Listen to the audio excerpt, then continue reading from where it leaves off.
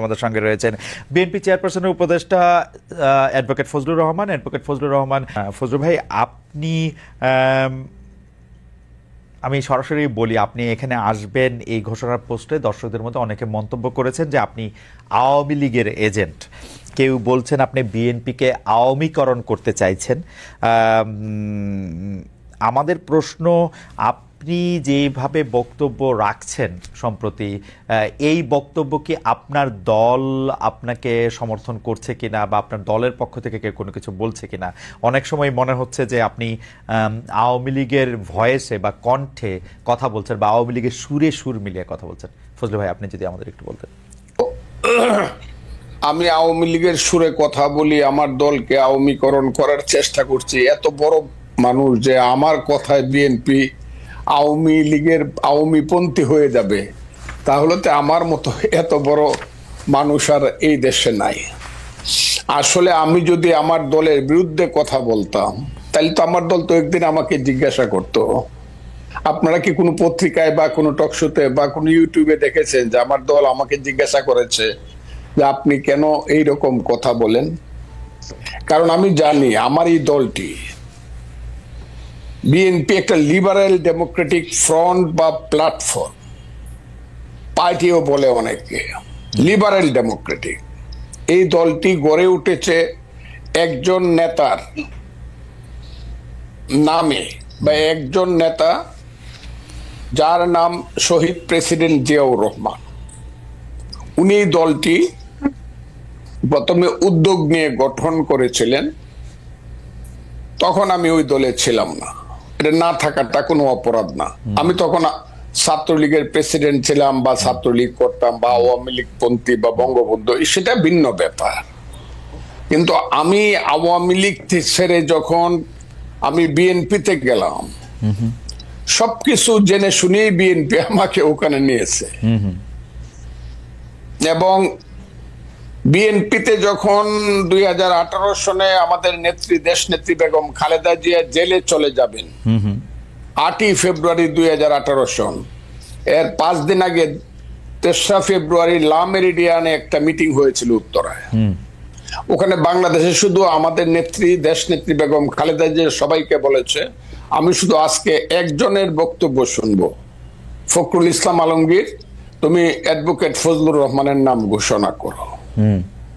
কাজে যিনি সব আমার মাথার উপরের সমস্ত স্থায়ী কমিটির নেতাকে রেখে শুধু ফজলুর রহমানের বক্তৃতা শুনতে চায়, আমার কথায় দলের ক্ষতি হবে এবং দল আমার কাছে জানতে চাবে আমি কি বলেন। না, এটা দর্শকদের কথা। আমাদের মনে হয় যে আমি ওই দর্শকদেরকে চিনি।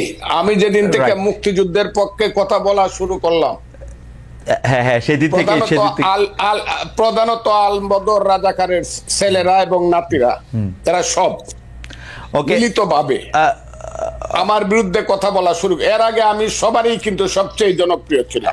আচ্ছা, এই দেশে যে এই যে 5ই আগস্টের আন্দোলন হয়েছে, আমি চ্যালেঞ্জ করলাম, মাসুদ স্বীকার করে, আমার সন্তান তুল্য স্বীকার করবে জানি না, দেশের ভিতরে আমি হাসিনা সরকারের বিরুদ্ধে যা করেছি এবং বলেছি, কোনো বাপকা বেটার সেই বুকের পাটা নাই, প্রত্যেক মুহূর্তে মৃত্যু চিন্তা করে সব কথাগুলো আমি বলেছি। ঠিক আছে ফজলু ভাই,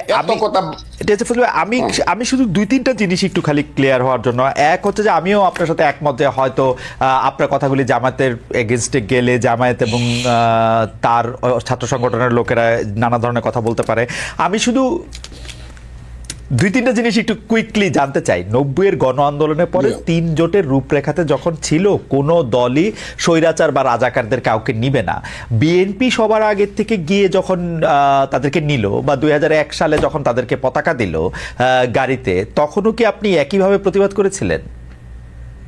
আমি প্রতিবাদ করা না করার প্রশ্ন না, তখন আমি বিএনপি করতাম না। তখন আমি বাংলাদেশে কৃষক শ্রমিক জনতা লীগ নামে কাদের সিদ্দিকী সাহেবকে নিয়ে, বীরুত্তমকে নিয়ে আমি একটা নতুন দল করেছিলাম, যার নাম কৃষক শ্রমিক জনতা লীগ। এবং 2001 সনে আমি গামছা মার্কার নমিনেশন নিয়ে, গামছা মার্কা নিয়ে ইলেকশন করিয়া আব্দুল হামিদের সাথে কন্টেস্ট করিয়া অনেকে বলে পাস করছিল, গণায় আমি ফেল করছিলাম, আচ্ছা। তাদের গণায়। ওকে, আমার কথাটা বুঝেন। হ্যাঁ। আমার ওইটা আপনি দেখে নেন আমার সাথে গামছা মার্কা এবং নৌকা মার্কা ভোটের ডিফারেন্স কত ছিল। যা হোক, আমি সেটা বলতে চাই না। হ্যাঁ। কাজে আমার তখন প্রতিবাদ করা না করা, আমি তখন আরেকটি রাজনৈতিক দল করতাম। এখন যদি আপনি আমাকে 26 বছর পরে জিজ্ঞাসা করেন না। আপনি প্রতিবাদ করছিলেন কিনা, আমি তো সেদিন বিএনপি করতাম। ওকে, এটুকু আমার জানা ছিল।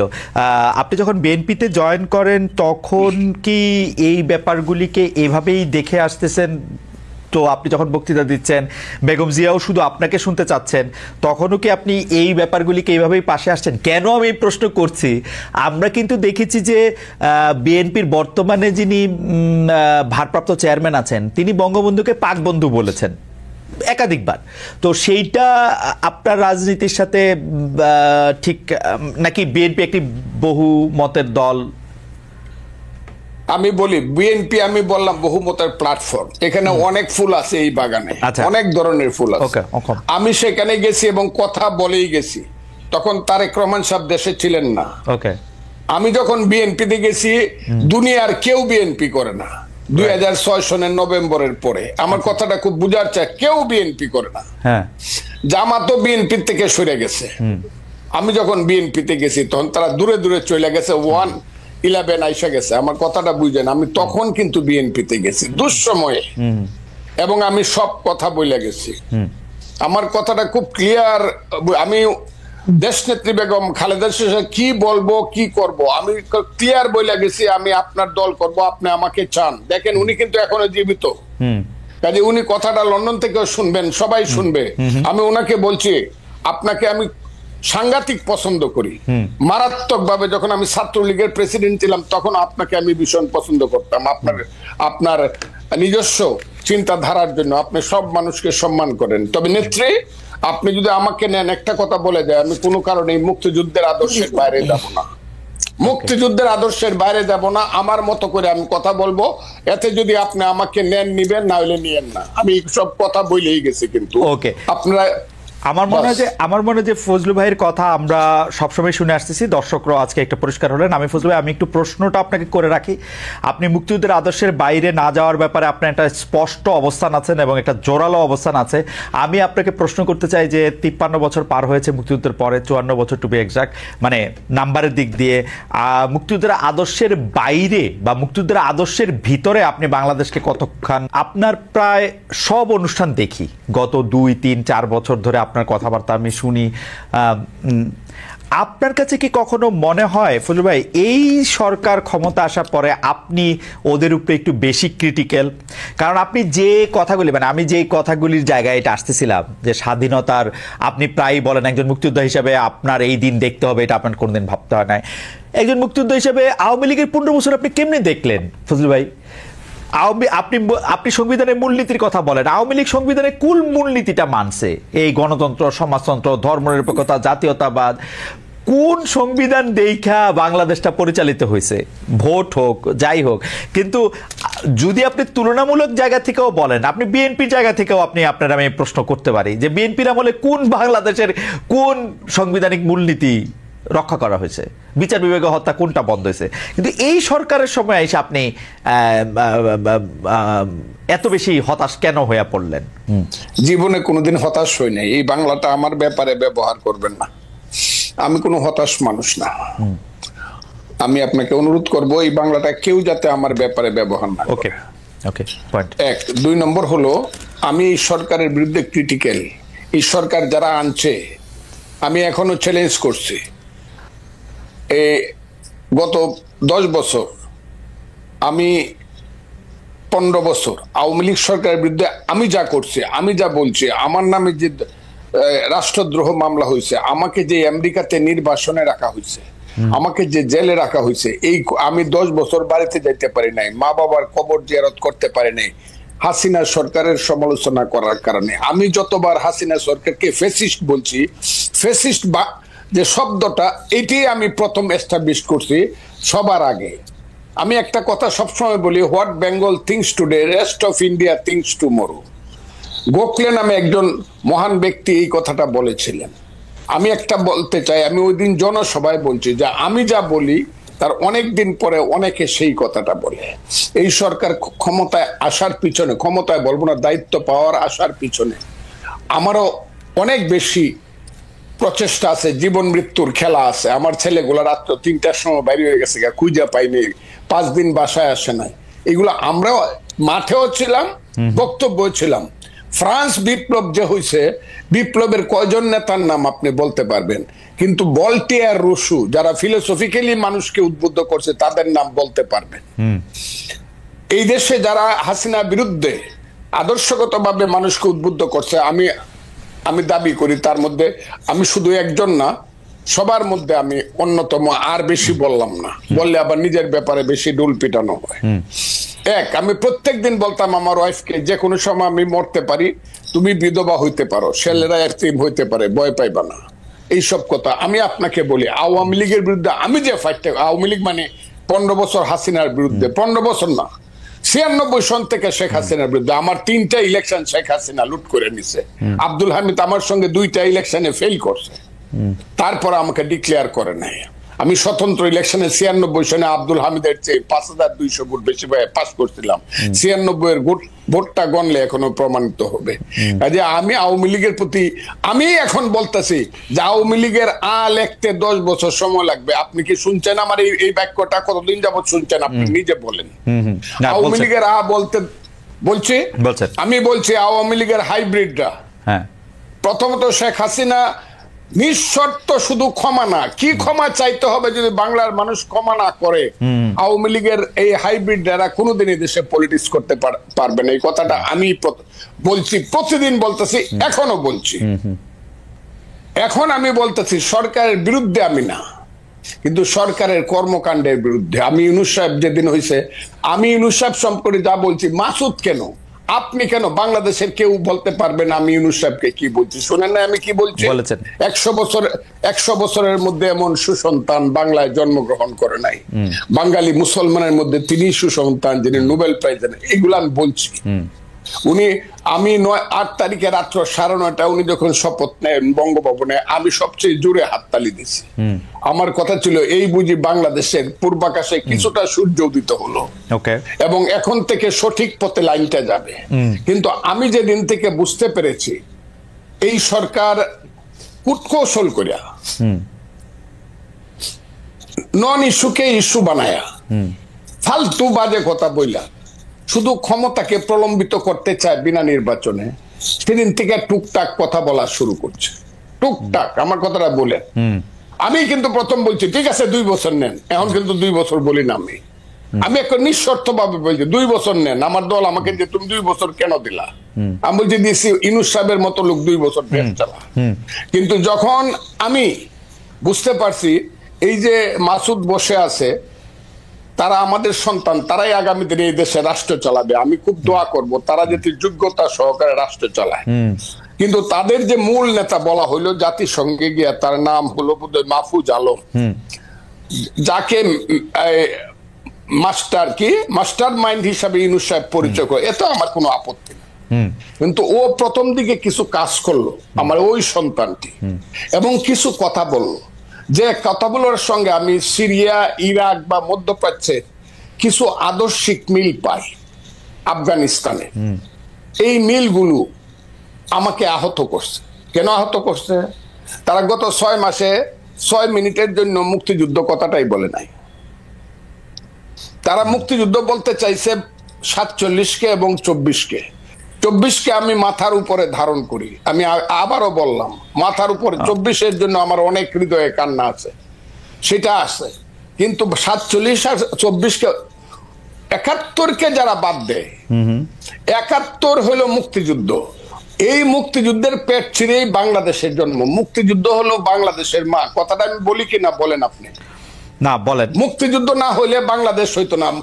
যে মুক্তিযুদ্ধের পেট ছিঁড়ে বাংলাদেশ হলো, সেই বাংলাদেশের উপদেষ্টা হয়ে একজন তার মারে স্বীকার করতেছে না। মারে যে স্বীকার করতেছে না, সে তো সুসন্তান না। কিন্তু ফুলু ভাই, আপনি কি খেয়াল করেছেন যে 1 সপ্তাহ কম আগে জনাব মাহফুজ আলম একটা ফেসবুকে স্ট্যাটাস দিয়েছেন, যেটা শিরোনাম হচ্ছে মুক্তিযুদ্ধ মানে বাংলাদেশ? আমি শুনেছি। তাইলে ওই পেজটা উনি এই বিতর্কটা উনি সৃষ্টি, তাইলে আমি যদি বলি অবশেষে অরিন্দম কহিলা বিষাদে, না, কিন্তু আপনি যেটাকে লিবিয়া সিরিয়া ইরাক দেখতেছেন, সেটা কি আপনার কাছে মনে হয় না এটা আপনার ইন্টারপ্রিটেশনে আপনি এরকম দেখতেছেন? আমার ইন্টারপ্রিটেশন তাদের কথায় আমি আপনাকে বলি, তাদের কথায় আমি এরকম দেখতেছি। কেন দেখতেছি?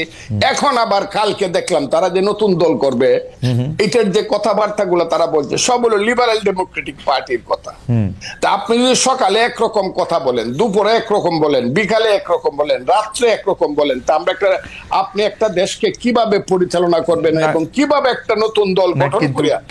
কিন্তু ফজলু ভাই, আপনি দেখতেছেন না এরা তো একটা যুদ্ধের মধ্যে আছে, আসলে এই যুদ্ধ তো শেষ হয় নাই, এরা কিন্তু এখনো এই ভয় পাইতেছে। ফজলু ভাই, আপনার কিন্তু এই ভয় আপনি বহু আগে জয় করে আসছেন, যে এরা কিন্তু এই ভয় এখনো আছে যে একটা আওয়ামী লীগ সরকার আসলে তাদের কি করবে। এরা যখন মাঠে কাজ করতে যাচ্ছে, আপনি জানেন বিভিন্ন রাজনৈতিক দলের নেতাদের কিন্তু ওদের নানাভাবে মোকাবেলা করতে হইতেছে বাংলাদেশের রাজনীতির মাঠে তাকানো। আমার কথাটা শুনতে হবে আপনাকে, চেতনার দিকে যদি আপনার ঘাটতি থাকে, চেতনায় ঘাটতি। জি, রাজনীতিতে প্রথম আসে ফিলোসফি, ইডিওলজি। রাজনীতির প্রথম কাজ হলো ফিলোসফি, ইডিওলজি। তারপরে আসবে understanding, feelings, realization, theory and practice. Right. আপনি যদি ফিলোসফিতে বারবার ওই লেখেন যে 52 থেকে 24, 71টা বাদ দিয়ে যদি আপনি 21 ওই যে এটা কি বলে 21শে ফেব্রুয়ারি মাস করেন, আমার ভাইয়ের রক্তে রাঙ্গানো 21শে ফেব্রুয়ারি, আপনি 52 আর 24 করে ফেললেন, একাকারে পোস্টার করে ফেললেন, 71টা আপনি বাদ দিয়ে দিলেন। 71টা আপনাকে কি কামড়াইছে নাকি? যদি আপনি 71-এ না থাকেন, আমি ওদের সাথে থাকবো না। আর ছেলেরা যদি 71-এর সাথে থাকে, মুক্তিযুদ্ধের সাথে থাকে, বাংলাদেশের সাথে থাকে, যে ইয়েস বাংলাদেশ ঠিক আছে, 71 ঠিক আছে, তাদের যে নেতা, বাংলাদেশের নেতা শেরে বাংলা একে ফজলুল হক, হুসেন শহীদ সোহরাওয়ার্দী, মৌলানা আব্দুল হামিদ খান ভাসানী, শেখ মুজিবুর রহমান, আতাউল গনি উসমানী, সামরিক নেতা, I do hereby declare the independence of Bangladesh on behalf of our great leader Bangabandhu Sheikh Mujibur Rahman, সেই মেজর জিয়া, সেই খালেদ মোশাররফ, সেই 11টা সেক্টর মুক্তিযুদ্ধকে যদি তারা মানে, আমি কোন ক্ষমতার দ্বারে তো আমি আপনি শুনছেন বোধহয়, আমি বলছি আমাকে প্রধানমন্ত্রী দিল, আমি 10 দিনের সময় নিব যে আমার একটু চিন্তা করতে দেন, নিব কিনা। মন্ত্রী তো জীবনে কোনোদিন নিব, আমার এইগুলোর প্রতি কোনো খায়েশ নাই।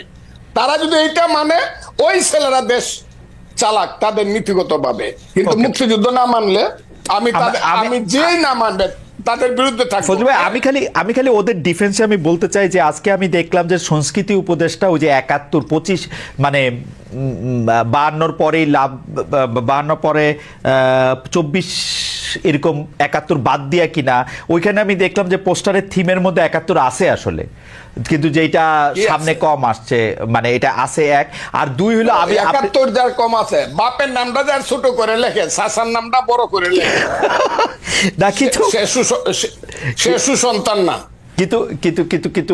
কিন্তু ফজলু ভাই, এইটা কি ঠিক না যে আমরা আসলে যে রাজনীতির মধ্যে ওদেরকে আমরা পাইলাম, এই 71টা কারো কাছেই আসলে ওরকম চেতনার জায়গায় ছিল না। তারা তো 71কে ব্যবহার করছে, এটা বিএনপি বলি, আওয়ামী লীগ বলি, চূড়ান্তভাবে তো ব্যবহারই করছে। আওয়ামী লীগ তো বেচছে, বিএনপি করছে ব্যবহার। আপনারা অপমান করছেন কেন জানেন? হ্যাঁ, কারণ এই মাসুদদের নেতা, হ্যাঁ, সার্জিস আলম, ও আমার সন্তান। এগুলো শুনলে পরে ভাই যে কই মরতে ইচ্ছা করে। ও বলছে ইসলামিক ছাত্র শিবির ছিল এই আন্দোলনের ব্যানগার্ড। এই কথাটা ওরা আগে বললো না কেন? এই কথাটা বলতো তারা না, কিন্তু আমি জাস্ট বেনিফিট দেওয়ার জন্য ও ইসলামিক ছাত্র শিবির অনুষ্ঠানে গিয়া বলছে ইসলামিক ছাত্র শিবির আমাদেরকে সাহায্য করছে না, ও শহীদ মিনারে বলছে, ওদের মিটিং এ বলছে, সার্জিস নিজেদের মিটিং এ বলছে, ইসলামী ছাত্র শিবিরের মিটিং এ না। আমার তো ধারণা ইসলামী ছাত্র শিবিরের মিটিং এ বলছে। নো